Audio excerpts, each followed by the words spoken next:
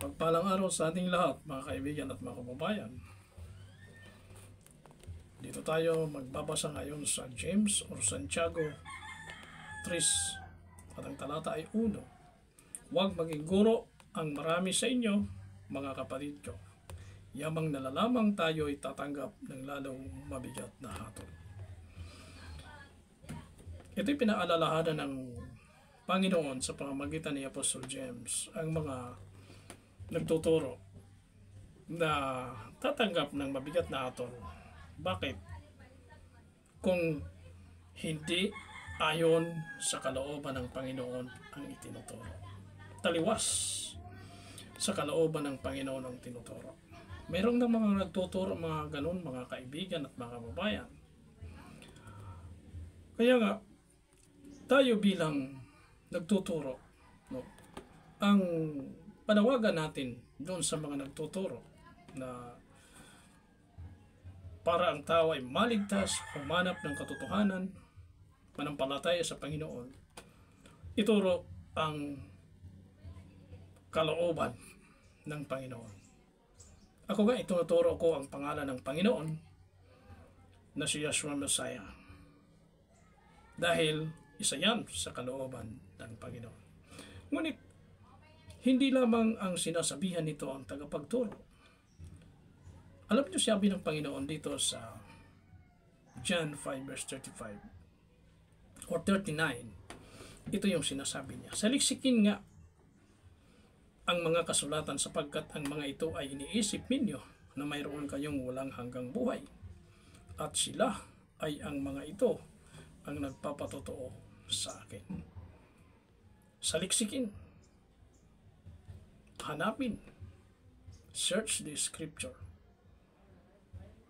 For ye think, sabi ng Panginoon, ye have eternal life, and they are they which testify of me. Doon natin makikita, doon natin malalaman ang ating Panginoon. Ano ang pagliligtas ng Panginoon. Kaya mga kaibigan ko at mga kababayan, kayo ini-encourage ko na kayo ay magbasa rin ng banal na kasulatan. Huwag natin iasa ang ating kaligtasan doon sa tagapagturo lamang, sa mga naririnig lamang natin, kundi mismo tayo ay magbasa, hanapin, basahin ang banal na kasulatan dahil sabi ng Panginoon, matatagpuan ninyo ang eternal life or buhay na walang hanggang. Kaya mga kaibigan at mga kababayan, ito'y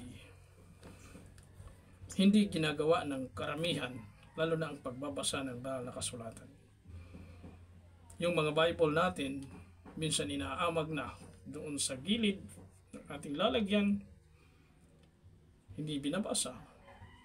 Ngunit mga kaibigan, mayroon namang mga download dyan sa ating cellphone. Pwede nating i-download ang mga Bible dyan at tayo ay magbasa, mga kaibigan.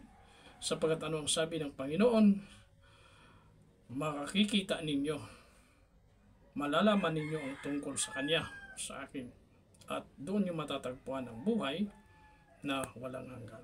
Kaya tayo naman mga tagapagturo na sinasabihan, lalong mabigat ang hatol sa atin, yun ang sabi, kung bakit, kung ang ating pagtuturo ay hindi naaayon doon sa kalooban ng Panginoon. Ang ibig sabihin, kung ini-interpret natin ang ating pananampalataya o ating pagtuturo, taliwas doon sa kalooban ng Panginoon o pabor lamang sa mga tao sa atin.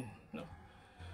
Kaya ang sabi ng Panginoon, maganap ang iyong kalooban, hindi ang sa atin. Ano ang ibig sabihin nun? Kung minsan hindi natin kalooban, pero kung kalooban ng Panginoon, yan ay ituturo natin. Katulad na lang ng tinuturo ko lagi, dinadala ko sa inyo ang pangalan ng Panginoong Yeshua Messiah. Bagaman ito ay hindi masyadong naririnig sa ibang mga tagapagturo, pero ito ay pinagsisikapan kong dalhin sa inyo, mga kaibigan at mga kababayan, upang mapunta tayo sa totoong pangalan ng ating Panginoon. At yun naman ay ang katotohanan.